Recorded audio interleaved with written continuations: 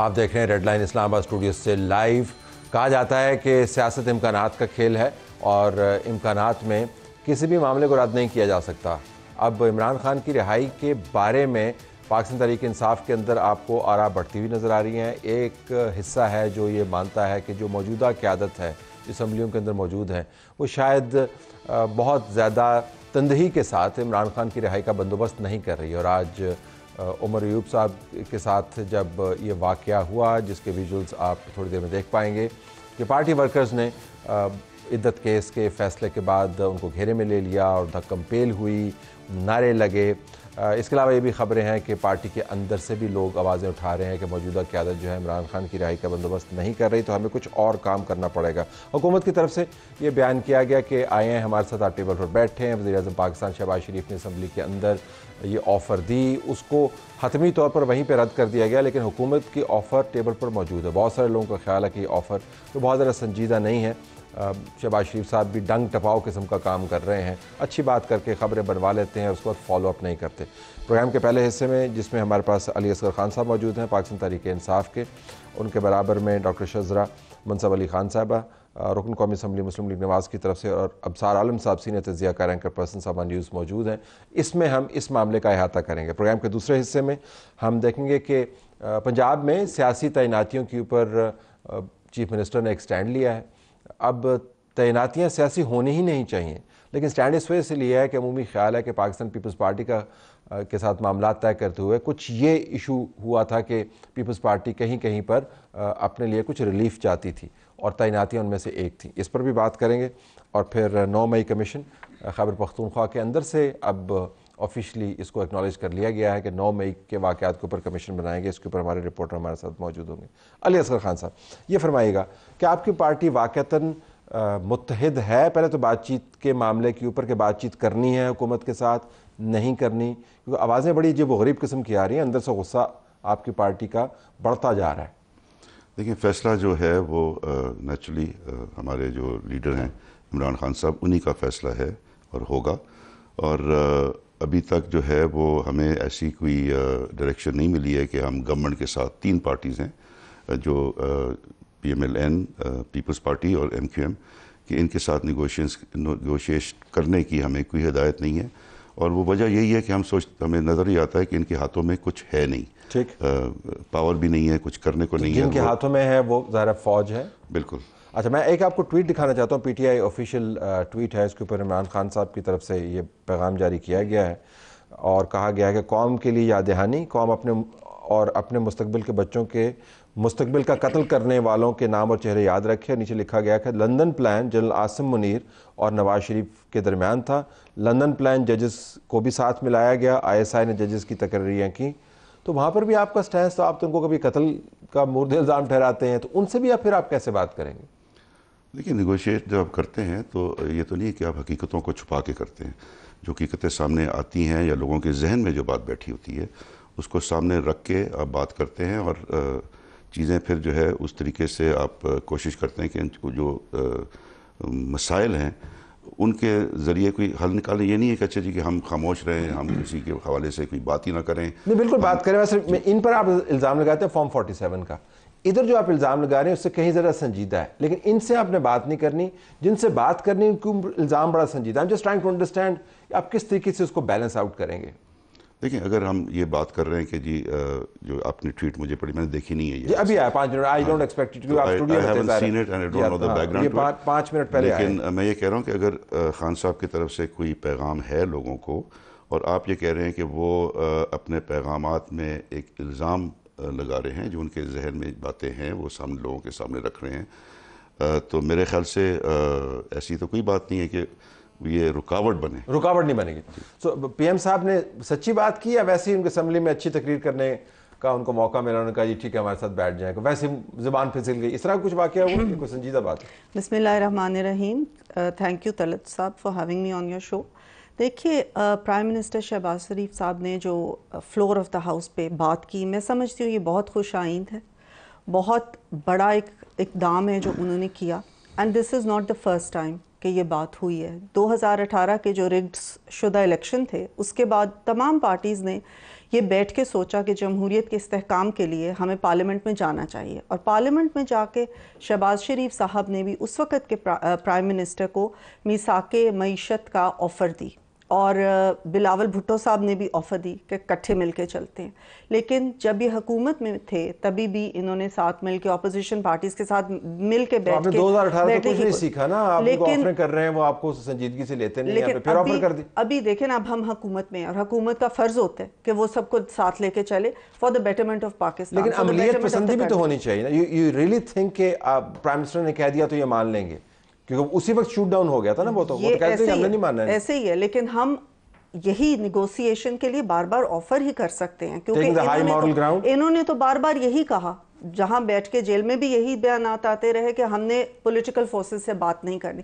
तो जब ये पॉलिटिकल फोर्सेस से बात नहीं करते तो क्या ये जमहूरियत को वीकन नहीं करते? ये मॉरल आर्गुमेंट आप कर रही हैं, लेकिन मैं कह रहा हूं कि वाकईतन इसको कोई फॉलो अप होगा, फिर कमेटी बनाते हैं ना, फिर इसरार करते हैं, फिर कहते हैं मनाते हैं इनको, इनके पीछे जाते हैं, वो ऐसा तो कुछ नहीं हुआ। अभी भी आज जो इन्होंने बातें की उन सब के ऊपर ये कहा गया, जिस टॉपिक पे इन्होंने बात की उस पर ये इनको जवाब दिया गया कि हम आपके साथ बैठेंगे, आपके साथ बात करेंगे। डार साहब ने कहा आपको जो भी रिजर्वेशंस हैं अबाउट द रेजोल्यूशन, आप तो कहती हैं फितना है या फसाद है, इनका वजूद खतरनाक है, ये इनकी मौजूदगी में अमन नहीं हो सकता।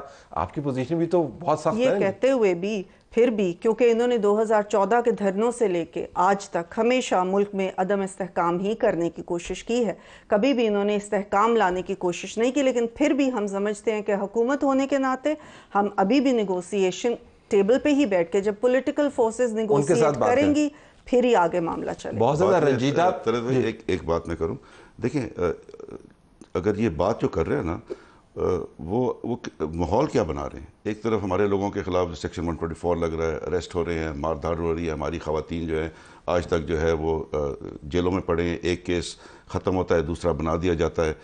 तो मैं कह रहा हूँ माहौल अगर उस किस्म का है तो फिर ये तो बातें असद साहब, अगर या तो इनके कंट्रोल में कुछ है नहीं, आपकी सारी बात मान ले तो फिर इनके साथ निगोशिएट हमें किस चीज़ पे करना है?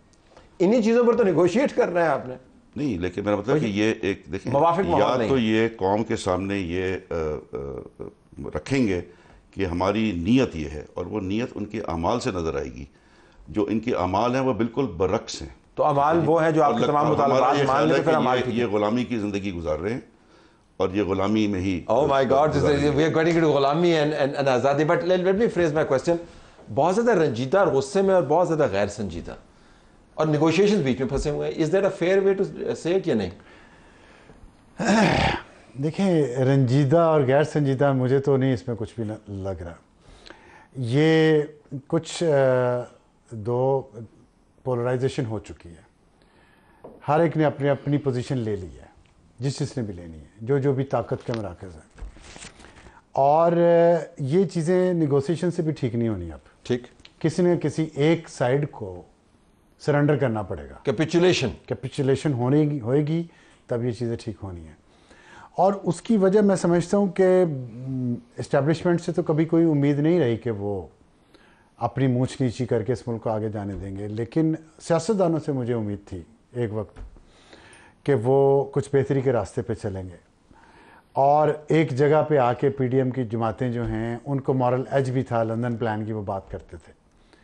अब उनके खिलाफ काउंटर आर्गूमेंट भी यही शुरू हो गया, लंदन प्लान का। ठीक, तो जब हर सियासी जमात ने लंदन प्लान करना है और जनरल बाजवा की गेम करनी है, जब पीडीएम आई थी नो कॉन्फिडेंस मोशन पहले तो आनी नहीं चाहिए थी, अगर आ गई थी वैसे क्यों नहीं आनी चाहिए भाई? इसलिए आईनी की बात नहीं कर रहा मैं तो इस वक्त सियासी बात करूँ। आईनी तो कुछ भी नहीं हुआ, आईनी जो गैर आईनी काम हुआ उस पर तो कुछ हुआ नहीं है। ठीक, ये आईनी काम है, लेकिन आईनी काम का ये मतलब तो नहीं कि अगर आपको इजाजत है तो आप कर लें। आप सियासत नहीं देख रहे, आपने मार खाई 3.5 साल, बल्कि उससे भी शायद ज्यादा खाई, 2 साल आपने भी मार खाई। नहीं, हम कह रहे हैं वोट ऑफ कॉन्फिडेंस नहीं आना चाहिए सियासी तौर पर। ठीक है, bad move, very bad move. उस नो कॉन्फिडेंस मोशन ने, जिसने भी लालच किया उस वक्त, जिस सियासी जमात ने, उसने इस मुल्क को गहरी दलदल में धकेल दिया, क्योंकि वो सारे बाजवा और फैज की गेम कर रहे थे। ठीक, और बाजवा और फैज के कहने पे जो भी चला, जो भी सियासतदान,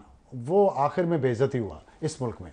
सीधी सी बात है, चाहे ये वाली जमात हो, चाहे ये वाली जमात हो, चाहे पीपल्स पार्टी हो, और उसमें हम सब बेइज्जत हो गए। ये मुल्क दो उन लोगों की लालच की नजर हो गया। मैं ज़रा, मेरा टेक ज़रा डिफरेंट है, मैं चूंकि लेकिन एंकर हूँ तो मैं बहुत ज़्यादा तजिए में नहीं जा सकता। तो इफ़ यू परमिट मी, तो बुनियादी तौर पर आपने गलत मूव की, उसके बाद आपका एक मुसलसल स्लिपरी स्लोप पर आए हैं आप। आपका PDM 1 जो था वो really nothing to write home about. इंतखाबात हुए, इतना बड़ा उसको गिरतनाज़ा घूम गया, आपकी जो सीटें हैं, मखसूस सीटें, अब वो जाने का खदशा बढ़ता जा रहा है। सुप्रीम कोर्ट के अंदर मामला मौजूद है, ट्रिब्यूनल बनाने के लिए आपको ऑर्डिनेंस पास करने पड़ते हैं, फॉर्म 47 के हर तरफ से आप पर इल्ज़ामात लगते हैं, इस्टेब्लिशमेंट की B टीम का आपके ऊपर इल्ज़ाम लगता है। So bad move. तो ऐसी पार्टी जो स्लिपरी स्लोप पर हो, उसकी बात कोई क्यों संजीदगी से लेंगे? बिकॉज दे बिलीव कि दे आर विनिंग। इन्होंने अभी बात की कि हमारी खवातीन जेलों में हैं, हमारे लोग जेलों में हैं। देखिए हमारे साथ क्या हुआ था, हमारे लोग जेलों में नहीं थे, हमारी खवातीन नहीं है, हमारी खवातीन। और आज कल प्राइम मिनिस्टर साहब ने स्पेशली ये भी पॉइंट रेज किया कि जो हमारे साथ हुआ, we don't want to repeat that with you, even though आप क्या वो रोक सकते हैं वैसे इसको? मतलब खवातीन जो जेल में, इसके मुराद ये है, ये खतरनाक आर्गुमेंट बन जाता है कि क्या वो शहबाज शरीफ साहब की मंशा की वजह से जेल में है और जब इनके साथ निगोशिएट करेंगे तो मंशा वो हटा लेंगे? उन्होंने ये कहा कि अगर आप ये समझते हैं कि उनके हालात ठीक नहीं है, ठीक, उनके क्या हालात हैं जेल में, उसके ऊपर हम आपसे जेल से निकालने की बात कर सकते हैं। जेल से निकालने की बात तो नहीं हो सकती, ना हम कर सकते हैं। वो तो हम देखते हैं ना जी कि जिसने भी प्रेस कॉन्फ्रेंस की वो सब केस खत्म हो गए, तो वो तो देखते आए हैं कि यही होता है। प्रेस कॉन्फ्रेंस वाले तो दोबारा वापस आ गए अली साहब, सारे के सारे। आजकल मैं उनको ट्वीट्स देख रहा हूँ, फवाद साहब के ट्वीट चल रहे हैं, जैदी साहब के ट्वीट चल रहे हैं। वो तो हालात प्रेस कॉन्फ्रेंस वाला रह कोई नहीं किया। हालात इस किस्म के हैं कि उनको नजर आ रहा है कि व्हिच वे द विंड। लेकिन क्या वाकई ये दुरुस्त है ये समझना कि आप लोगों का ख्याल है कि you are on the winning side, therefore मतलब आपको कोई नेगोशिएट करने की जरूरत नहीं है इस वक्त? Why should you talk to them? अब सर आलम साहब ने कहा कि जी कि ये इक्तदार की हवस है। I don't agree with that.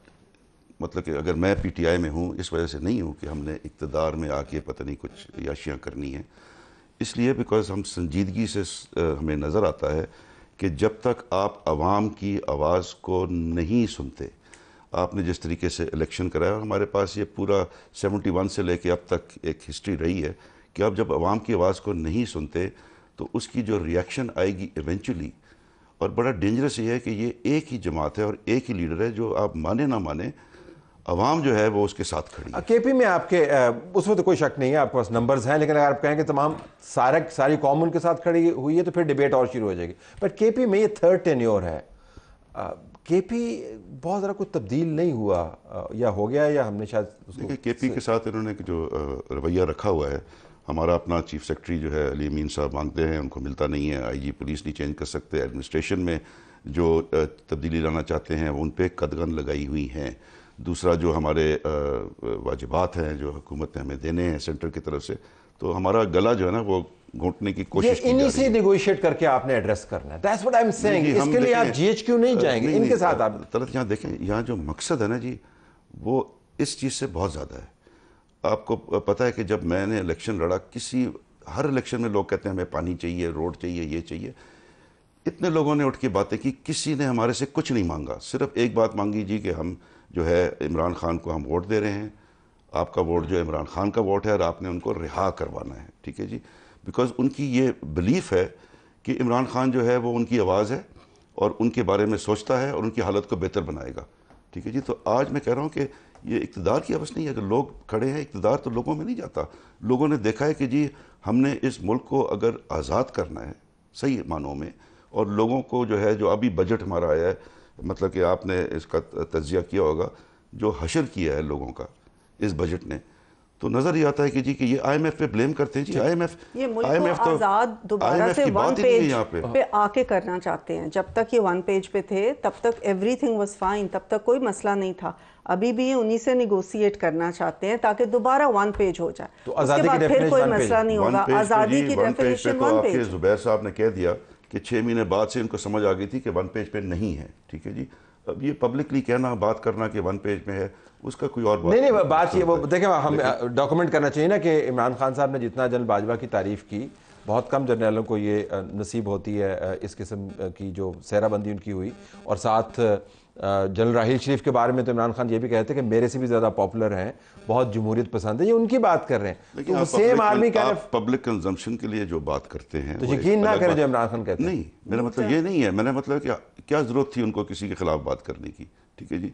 लेकिन इनको पता था कि इमरान खान जो है वो उनका हर हुक्म मानने को तैयार नहीं है, ये उनको समझ आ गई थी 6 महीने के अंदर अंदर। तो उस वक्त से ये तब्दीली हर हुक्म नहीं, लेकिन चंद अहकामात। ओके, तो आप पाकिस्तान आप कोई कमेटी शमेटी आपने बनाई हुई है, वो गैर फाल किस्म की है। वज़ीर आज़म साहब देखिए टॉप लेवल के ऊपर वो कहते हैं कि अगर आपने बहुत बड़ा समिट करना है तो उससे पहले आपको कुछ तैयारी करनी होती है। ऐसा नहीं होता कि आपने टॉप लीडर्स को मिलवा दिया और ब्यूरोक्रेटिक तैयारी नहीं हुई। तो शहबाज शरीफ साहब ने पार्टी में कंसल्ट करके ऑफर किया, वैसे ही उन्होंने एक जो है बिल्कुल ये पार्टी में कंसल्टेशन भी हुई है, और हम ना सिर्फ अपनी पार्टी में बल्कि हमारे साथ जो हमारी इत्तेहादी जमातें हैं उनके साथ भी ये डिस्कशन हुई है कि हम नेगोशिएशंस करके, ताकि क्योंकि जब तक मुल्क में सियासी इस्तेहकाम नहीं आएगा तब तक माशी इस्तेहकाम नहीं आएगा। क्या अमली तौर पर किया उसके लिए सबसे पहले तो हम इनको 12 ऑफर्स ही करेंगे ना, फिर ये आएंगे, फिर ये कभी कुछ करते हैं, कभी कुछ। इन्होंने कभी किसी को नॉमिनेट किया, फिर वो सडनली पता चला कि वो ख़त्म हो गई बात, वो नहीं है नॉमिनेटेड, कोई और नॉमिनेटेड है। फिर आई बात कि नहीं हमने अब फिर निगोसिएशन नहीं करनी। पिछले दिनों हुआ था ना कि जी निगोसिएशंस के लिए तैयार है और फलां निगोसिएशन करेगा, उसके बाद फिर यू टर्न हो गया कि नहीं निगोसिएशन। तो आप इससे आगे नहीं जा सकते। आज एक नई चीज आ गई कि ये हो गया तो हमने फिर निगोसिएशन नहीं करनी। ये they are going towards a very dangerous thing. एक हम इसका एग्जांपल पहले भी देख चुके हैं, वो जो May 9 को जो हुआ, पहले भी हम इसका एग्जांपल देख चुके हैं कि इमरान खान हमारी रेड लाइन है। उस रेड लाइन को लेके तो क्या हुआ। ओके, आपने एक बड़ा ज़बरदस्त नुक्ता उठाया, यानी शिकस्त खुर्दा एक को होना होगा। तो मुझे ये सवाल पलटाने दीजिए आप ही की बात के ऊपर कि आपके ख्याल में कौन शिकस्त खुर्दा होने जा रहा है। फोरकास्टिंग नहीं हम करना चाहते, तज्जियाती तौर पर हालात कल तब्दील भी हो सकते हैं, लेकिन इस वक्त एज वी स्पीक तो आपके ख्याल में who is on the winning side?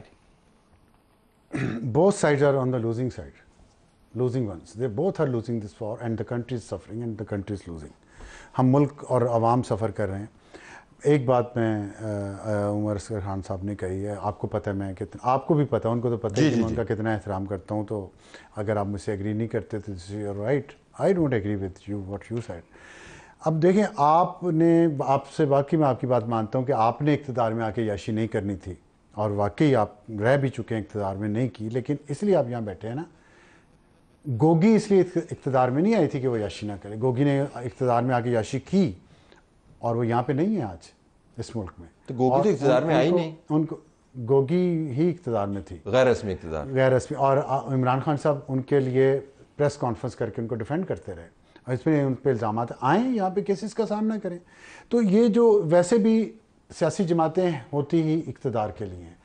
मेरा इशू ये है कि वो सियासी जमात जो अपने आप को हाई पेडेस्टल ग्राउंड पर, तमाम सियासी जमातें रखती हैं, तो फिर उन्हें गैर आइनी गैर कानूनी काम नहीं करने चाहिए, किसी से छुप छुप के मिल के चीज़ें तय नहीं करनी चाहिए। और जहाँ तक ताल्लुक़ है असूल का, जनरल फैज़ आज भी पीटीआई को चला रहा है, और जनरल फैज़ के जो उस वक्त के लोग थे जब वो इक़्तिदार में थे, और वो जिन लोगों को लेके आए पीटीआई में आगे, आज देख लें वही लीडरशिप पीटीआई की आगे है, जो असल लोग हैं। अली साहब को तो नहीं लेके आए। मैं तो मुझे ये बात समझ अली साहब आज भी चला रहे हैं। तो अली साहब किधर हैं? नहीं जी, आपके प्रोग्राम के अलावा अली साहब तो पार्टी नहीं चला रहे, पार्टी तो कोई और चला रहे हैं। अली साहब तो यहाँ बैठे हैं हमारे साथ, बस हम इनके साथ बैठे हैं। सबसे बड़े आपके इम्पोर्टेंट सूबे का जनरल सेक्रेटरी हूँ पार्टी का, देखें मैं फुली इन टच हूँ, मैं कोर कमेटी का मेंबर हूँ। लेकिन देखें, आपके जो लीडर ऑफ द ऑपोजिशन हैं, आपकी पार्टी के जो सदर हैं, आप चेयरमैन, सॉरी, वो उनको चेयरमैन बनाना आप लोगों का दिल गुड़ता है। मैंने समझा कोई भी इतनी बड़ी सियासी, अब ये इनका व्यू हो सकता है, you don't have to agree with that, वो इतना, I don't agree। कैसे लोग, तो आप ये कह रहे हैं कि दोनों पुराने लोग हैं, वो किधर हैं सारे? तो दोनों लूज करे तो who's winning? देखिए, नफरत इज विनिंग, ठीक, जहर इज विनिंग। और ये बदकिस्मती है हमारी कि इस मुल्क में सियासतदान, देखिए मैं आपको पता है मैं इस्टेब्लिशमेंट पे तनकीद करता हूँ, खुल के करता हूँ, आज भी कर रहा हूँ। लेकिन इसका ये मतलब तो नहीं है कि सियासतदान अपनी रोल से, अपनी जिम्मेदारियों से उन्हें हमने एब्जॉर्ब कर दिया।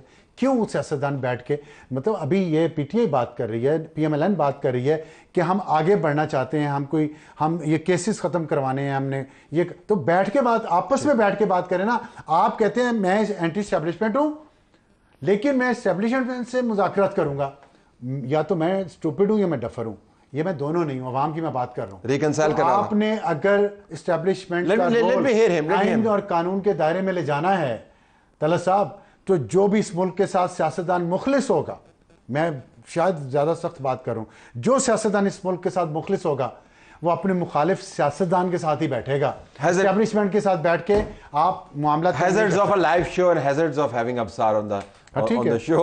You took the risk. No, I took the risk and I really appreciate the fact कि आपने ये सारी चीज़ें टेबल पे रखी। सो बुनियादी नुकता ये है, कहीं ना कहीं जाके आपको ये जो इज्तनाब की कैफियत है कि इनसे हमने बात नहीं करनी, इससे निकलना होगा, वरना दूसरा रास्ता फिर पिंडी के जरिए जाता है, जिसके ऊपर उन्होंने बताया कि वो कोई अच्छा रास्ता नहीं है। So you have to talk to them.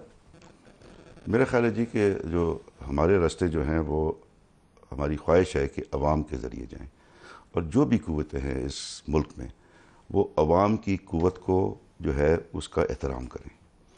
और मेरा ये ख्याल है कि अगर हम अवाम की क़ुव्वत को डिस्प्ले कर सकते हैं इन अ पीसफुल मैनर, तो I think that the forces that are there in whatever form, वो जो हैं वो ज़रूर इस बात पर आएंगी। लेकिन आवाम को जो आपने, अब मैं उसमें नहीं जाता कि वो कितना उनको आपने राह रास्त पे रखा है या कितना गुमराह किया, लेकिन इमरान खान साहब के नाम पर जो यूथ को आपने इग्नाइट किया है, अब वो आपकी तरफ टर्न कर रहे हैं, ये मैं कह रहा हूँ, क्योंकि ये हड़बोंग मच जाएगा ना जी। आपके लीडरान जो है आज तो वो मुश्किल, वो पता नहीं किस तरीके से बचपचा के वहाँ पे गाड़ी के अंदर मेरा ख्याल है कि this was also is a bit exaggerated. नहीं, मैं आपको दोबारा दिखा देता हूं। मैंने देखा हुआ है। हाँ। लेकिन मैं ये कह रहा हूँ कि देखें, अभी ये इद्दत का जो केस इतना, मतलब कि बेशर्मी कह सकते हैं कि इस किस्म का केस बनाना, पहली बात उसकी जो लोगों की एक्सपेक्टेशंस थी कि ये कोई कोर्ट भी जो है ना इसको नहीं लेकिन आपको पता है ये मेरिट तो डिस्कस ही नहीं होना था इस केस के अंदर मेरिट नहीं डिस्कस पता है, लेकिन फिर भी लोगों को होता है कि जी कि एक जज साहब, that's exactly what I agree with you totally. मेरा ख्याल है जी कि इमरान खान जो है वो अदालतों के थ्रू रहा नहीं होगा। इस कौम में जो है सियासत जो है वो अदालतों के थ्रू जो है ना, आप नहीं एक्सपेक्ट कर सकते कि आपको तो सड़क के जरिए लोगों के पावर की एग्जीबिशन के पीसफुल एग्जीबिशन, पीसफुल एग्जीबिशन। तो आप फिर आराम से बैठ जाएंगे जब तक पीसफुल एग्जीबिशन होता रहेगा, ये क्या करेंगे? देखिए, मैं समझती हूँ कि चंद ऐसी चीज़ें हैं, हमें अभी भी होप है। आप देखें, पिछले हफ्ते चाइनीज़ एक वफद आया बड़ा अहम, उस पर तमाम जमातें इकट्ठी होकर बैठी। ये एक बहुत खुशाइन बात थी, और हमने ये दिखाया दुनिया को कि जो हमारी कोर इंटरेस्ट्स हैं उस पर हम इकट्ठे हो भी सकते हैं।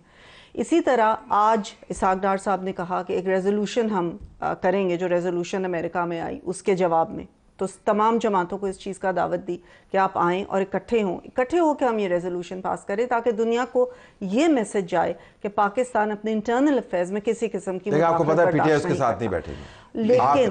लेकिन जब ये कहते ये ह्यूमन राइट्स के अफेयर्स हैं, ये मतलब कि डेमोक्रेसी की बात है, जो इसको आप अगर तज्जिया कहते हैं कि अच्छी कहते हैं जी कि पहले जो बात हुई थी अमेरिका ने, हम कहते हैं कि इंट्रूड किया था इनटू आवर स्पेस, साजिश की थी, वो अलग बात है। लेकिन वो अलग बात है, ये अलग बात है, बिकॉज उसके कॉन्टेक्स्ट अलग है ना जी।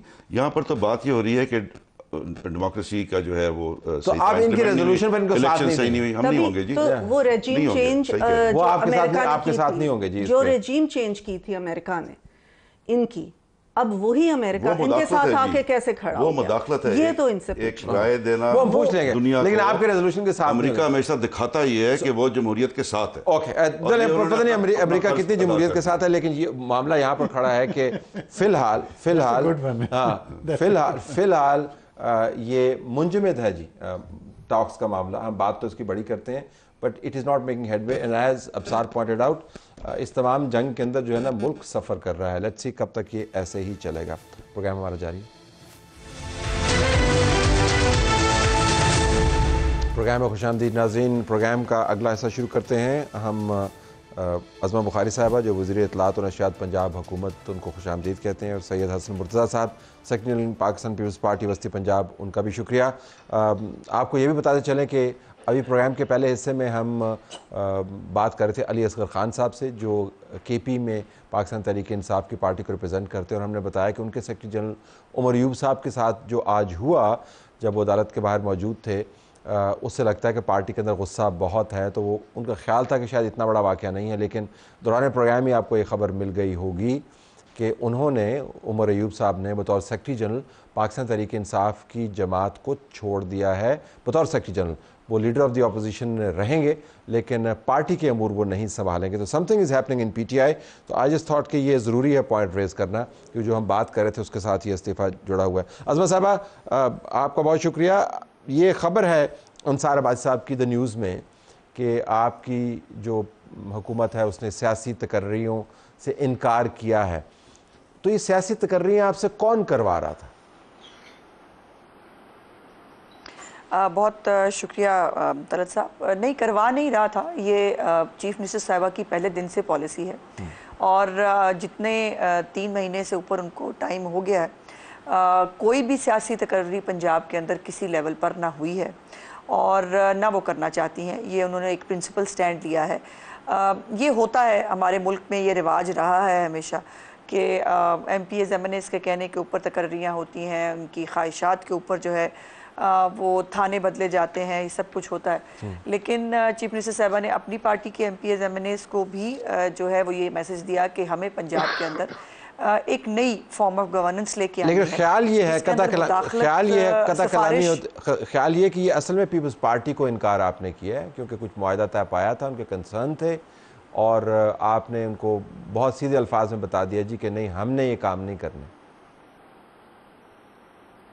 नहीं, ऐसा नहीं है। देखिए, या तो PMLN के लोगों के कहने के ऊपर कोई तकर्रियाँ हुई भी हों और पीपल्स पार्टी को हमने रिफ्यूज़ किया हुआ हो, फिर तो ये सवाल शायद बनता है। ठीक है। लेकिन जब कोई तकर्री हुई नहीं है और उनकी पॉलिसी है, देखिए क्या ये बेहतर नहीं है पंजाब के सूबे के लिए कि जहाँ पर हमेशा सियासी मुदाखलत के ऊपर बात होती है, हमेशा थाना कचहरी, मतलब बोर्ड्स के अंदर वो आपने पीपल्स पार्टी पर अपने बंदे लगाना, अगर ये एक डिफरेंट, ठीक, पीपल्स पार्टी को आपने पैगाम नहीं दिया ना, आप तो हमें ये बता रही हैं पीपल्स पार्टी को कोई पैगाम नहीं।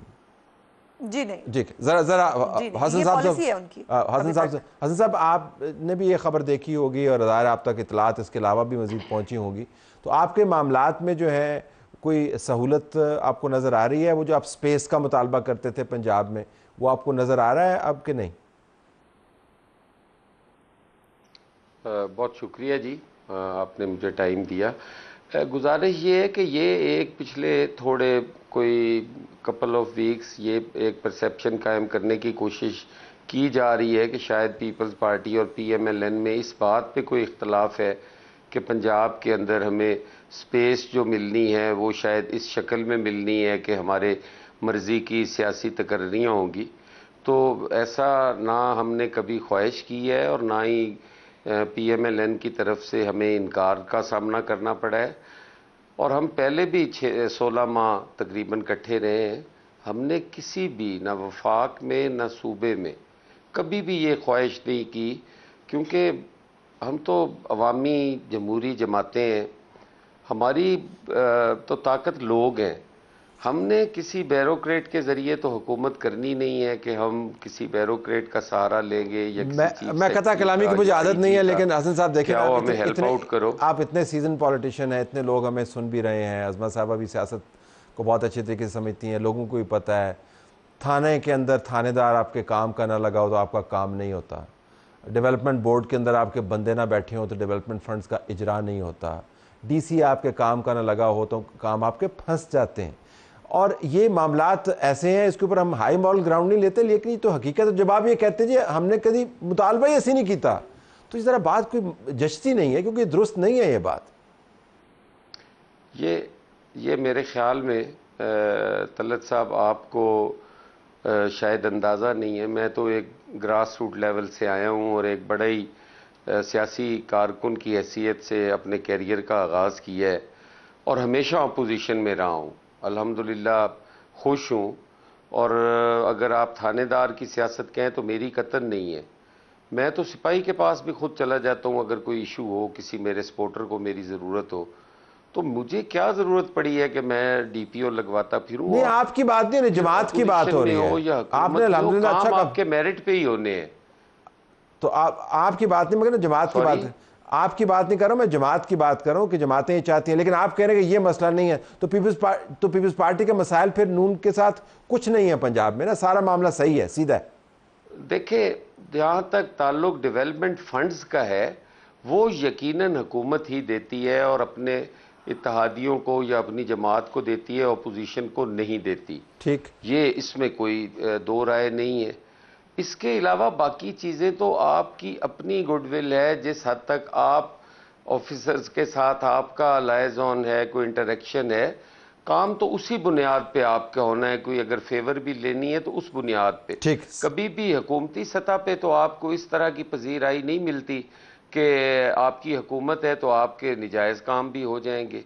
मैं समझता हूँ वो MPs ज़्यादा खजल ख़राब होते हैं जो हुकूमत में होते हैं, कि वो इस नशे में होते हैं कि शायद हमारे हो जाए, और जिनकी ग्रूमिंग जो है वो अपोजिशन से हुई होती है, तो वो बेचारे तो इतनी लंबी चौड़ी ख्वाहिशें ही नहीं रखते।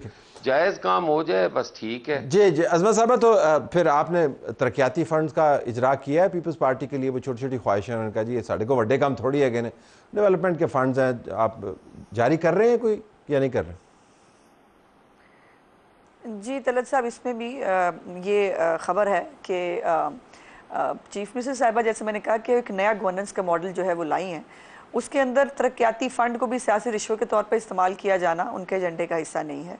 वो बाकायदा पूरे शहर के हवाले से, वो पूरे देहातों के हवाले से प्रोग्राम्स बना रही हैं। यानी अगर BHUs जो हैं और जो ये हमारे हेडक्वार्टर्स के जो अस्पताल हैं, अगर वो रीपैम्प हो रहे हैं तो सब हो रहे हैं, उसके अंदर अपोजिशन के हल्के भी आ रहे हैं, उसके अंदर गवर्नमेंट के लोगों के भी हल्के आ रहे हैं। अगर डेवलपमेंट हो रही है वो अक्रॉस द बोर्ड हो रही है। लाहौर के लिए उन्होंने एक प्लान फाइनल किया है, उस लाहौर के अंदर जितने इनके MPs जीते हुए हैं अपोजिशन के भी, इवन उनके भी हल्कों के अंदर जो है वैसे ही काम हो रहा है। तो ये वो जो एक वो पहला तरीकाकार है, उससे डिफरेंट गवर्नेंस का मॉडल है, उससे डिफरेंट जो है वो डिलीवर करना चाहती है। अगर मुकम्मल तौर पर, इसके लिए मैं समझती हूँ कि तमाम मुकम्मल तौर पर मुख्तलिफ मॉडल है, तो मियां नवाज शरीफ की तस्वीरें क्यों लगाते हैं ये फिर? उसकी क्या वजह है? क्यों ना लगाएं, क्यों ना लगाएं? एक तरफ से आप कहते हैं कि सियासी इससे क्या ताल्लुक है?